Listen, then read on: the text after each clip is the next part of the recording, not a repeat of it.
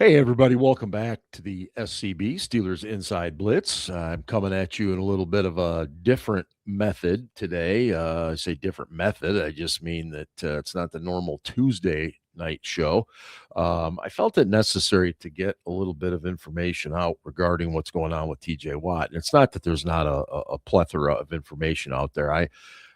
I'm not a doctor, and I refuse to play one on TV, as was so common back when I was a kid.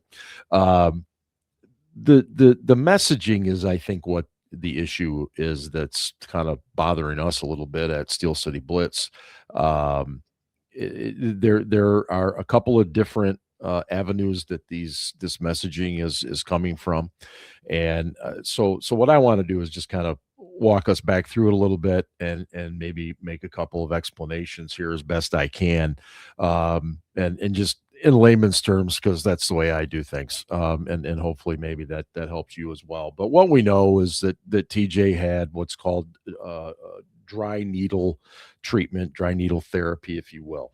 Now, what that does, it is a therapy that relieves muscle pain. It increases blood flow. It supposedly will help facilitate tissue repair. It does a lot of these things. I mean, if you've ever seen James Harrison's videos, I mean, he used to get this done all the time. Lots of players, lots of people like us. You can walk into any number of these different therapy places and have this done. But I think a couple of things here. This is a little different than Tyrod Taylor, the quarterback who at that time was with the Chargers. That was a pain injection, if I remember correctly. So it is a little bit different. But I'll get back to Tyrod's situation here. We knew that TJ was in the hospital. He had the therapy, went to the cafeteria, didn't feel well. The Steelers felt we got to do something with this, and so they got him over to the hospital. Okay. Um, the NFL Network's Tom Pelissero uh, tweeted out that a repair was made, but did not mention how the injury occurred. Okay, there was no mention of the dry needle therapy. All right, only that surgery had been done. And then you got a tweet from JJ Watt, TJ's brother, obviously. Now he was a little more specific, okay, and said surgery to stabilize and repair a partially collapsed lung, um, which occurred after dry needle therapy, and that was really the first that we had heard that. So when I talk about messaging, your Pelissaro is getting that from the team. Okay, he's getting that from the team spokespeople, PR people, whatever you want to call it. Whereas JJ's getting it from the horse's mouth, so to speak, here, straight from TJ, the family, TJ's agent, representation, whatever. And so that's what's happening here. And you'll also notice that if you go back to Wednesday, everybody admitted the NFLPA was involved, which is, again, that's standard. Nobody's trying to create conspiracy theories here. That's very standard. It doesn't matter if you're the gunner on punt team and you're paid peanuts, or you're TJ Watt. Everybody has NFLPA representation when these things occur. So between Pelissaro's message and Watt's message, it's clear that Watt's people wanted to say this is what occurred. Okay. We also know that Mike Tomlin got in front of the media briefly, very briefly. I don't even think this was 3 minutes today. And I think if you saw the interview, you'll notice a couple of things. This was inside the facility on the south side. And standing very, very close to Mike Tomlin was Burt Loughton, the Steelers head of PR, public relations. Now, Burt is oftentimes seen around the players, the coaches. Normally, he stands off to the side, especially during pressers and stuff. And this one, he was pretty much right next to Coach Tomlin. Now, again, that doesn't necessarily mean anything, but in my book, if he's standing right there, I think that's a message that we want to be very, very careful with what we say here. And Tomlin was very careful. In fact, had I been Coach Tomlin, I don't think I would have said anything other than, look, guys, I am not a medical professional. I will let the medical people talk about this. TJ is not available to us on Monday night. Thank you so much. Have a good weekend. That's where I would have left it.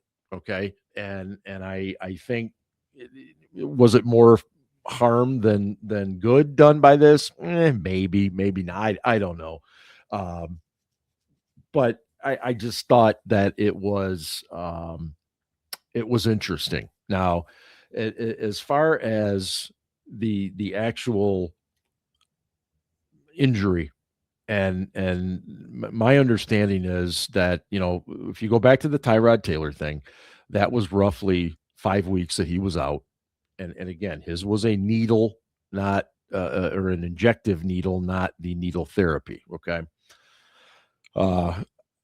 Based on research I've done and people I've talked to, quite often when you have a partially collapsed lung, when you have the surgery to repair it, there are some things, tubes involved, things of this nature. And so I think they know that he's not going to be available, not just Monday, but it could be a couple of weeks minimum. I'll just throw this out there. I think if they beat Miami, I think that gives them an opportunity in Detroit to just sit him, period, because that game right there really doesn't mean much in terms of tiebreakers. It's not an AFC game. It's not an AFC North game. So it doesn't mean as much. Yes, NFL games are important. Don't get me wrong. So I think that's really what is at issue here is messaging, phrasing.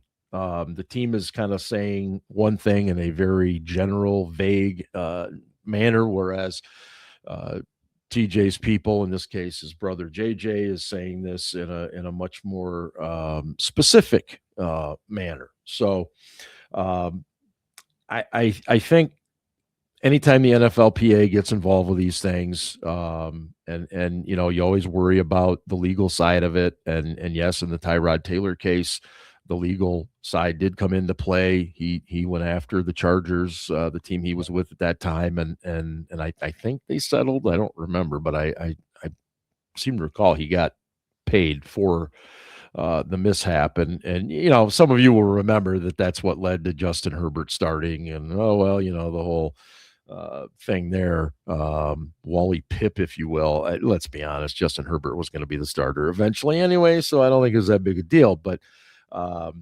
getting off topic here a little bit, so that's really what I wanted to add in here. And I think from a football standpoint, obviously you'll see Herbig.